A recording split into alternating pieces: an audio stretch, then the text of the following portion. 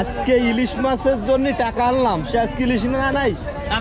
সুপ্রিয় দর্শক, গিয়েছিলাম কিন্তু খুলনা জেলার বটিয়াঘাটা উপজেলার কোয়ার বাজারে। সেখানে কিন্তু গ্রামের বাজার হিসেবে জমজমাট একটা বাজার বসে, আর এই বাজারের মানুষগুলো কিন্তু প্রায় গ্রামের, তবে শহর থেকে অনেক মানুষ যায় কম দামে কেনার জন্য।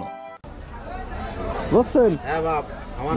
এই যে আমাদের কাকড়া কাকা, এনার কাছ থেকে কিন্তু আমরা কাকড়া কিনি, আর কাকড়ার প্রচুর স্বাদ হয় এনার কাকড়াগুলো। এরপরে চলে আসি আমরা মশলার দোকানে, এখান থেকে মশলা আমরা কিনে থাকি। এই বাজারে গেলে সব সময় যাওয়া হয় না, তবে চিন্তা করা হয় যে এই বাজার থেকে বাজার করব। এরপরে চলে আসি খুলনার বিখ্যাত সেই চুই ঝালের দোকানে। চুই ঝাল কিন্তু প্রতিটি খাবারের সাথেই আমি অনেক ভালো খাই। যে মানুষটার থেকে আমরা চুই ঝাল নিচ্ছি উনি অনেক ভালো মনের মানুষ। উনি আমাদেরকে যে খাওয়ার জন্য চুই ঝালটা দিল তার জন্য কোনো টাকা নেইনি। আপনারা কোয়ের বাজারে আসলে অবশ্যই ওনার কাছ থেকে চুই ঝাল কিনবেন। এরপরে চলে আসি আরো একজন প্রিয় মানুষের কাছে, ওনার কাছ থেকে আমরা নিচ্ছি ঝাল এবং সয়াবিন বড়ি।